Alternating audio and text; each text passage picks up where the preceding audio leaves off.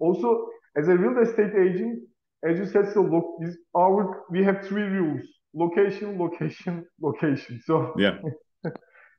Yeah, and and by the way, sorry if I interrupt you, but no, no, please. in the real estate, we have some very nice use cases that actually we are gonna showcase in the coming weeks, because we are making some examples about showcasing how a room will become after you remake it, renovate it, and so on. So because since we have this very precise localization, we can actually anchor the content exactly where you are. So you can walk inside maybe, I don't know, a construction site and see exactly located in the right place how this will appear. And this just with a mobile phone without needing to have like Googles and stuff like that. So, I mean, we have been very focused, of course, on B2C. So we are not been really building B2B use cases, but I think it's very nice to showcase that you can do that.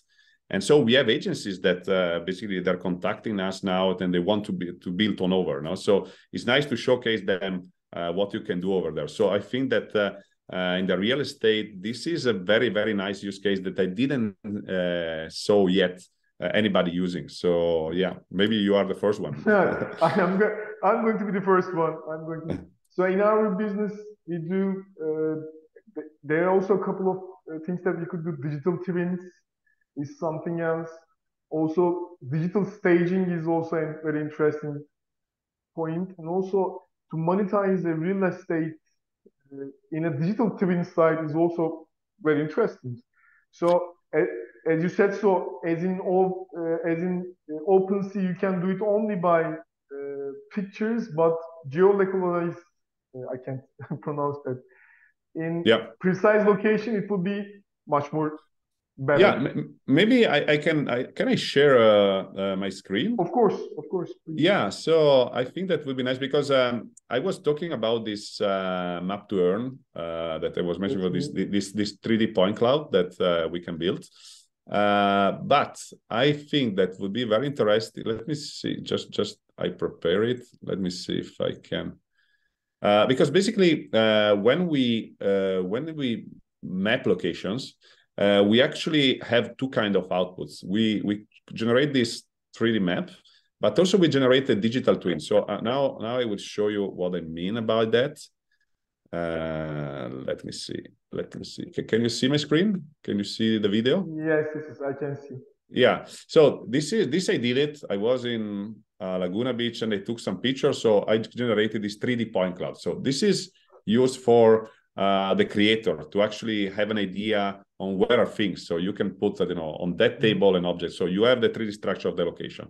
And this is one thing. But the other thing that I wanted to show you is from the same data, we also have another output that is, it's called neural render. It's a neural, actually the real name is neural radiant fields. So basically this is a neural network that is trained with these pictures and can hallucinate the location like a digital twin. So now I can show you how it works. So basically Nerf, is it? Yes, exactly. Nerf. This is Nerf, yeah. So basically from this Nerf, I can actually navigate inside this location and I can have points of view that I didn't really take picture of. So the neural network is imagining those locations. And this is a very novel technology. It's out there since 6 months, but it's improving very, very fast. So what we think is that basically this technology will allow to people to actually have a digital twin to showcase the location, how it is without being there.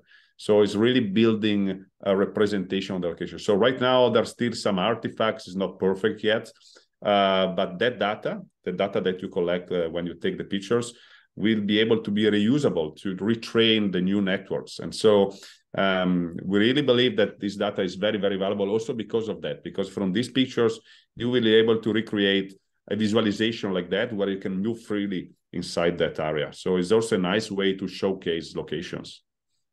Actually, as you said, so for now on, the only platform that I see that you can generate nerves or you can generate AI activities, NFTs on anywhere else, but not a specific location. like 20 centimeters, how can I say, in, how can I say, 20 centimeters, you understand, Yeah, yeah. in correct position. So it's very valuable, I think so. Because I could generate a nerve, like you show, but if I can't put it on the exact location, so it will be a nerve on an universe. But right now with your system, it could be in the exact location that has been generated. Yeah, I mean, of course, there are nice use cases of nerve anyway. Like I guess that for example, Luma Labs that is doing an Yes. amazing job with nerves, and the quality of the nerves is even better than ours. The only point is that, of course, as you mentioned, they are not based on really location; they are more based on an object. Even if you have free, but I mean, the real focus is that. And at the moment, at least, I don't know if they updated it, but you can do it only with iPhones, so only with LiDAR.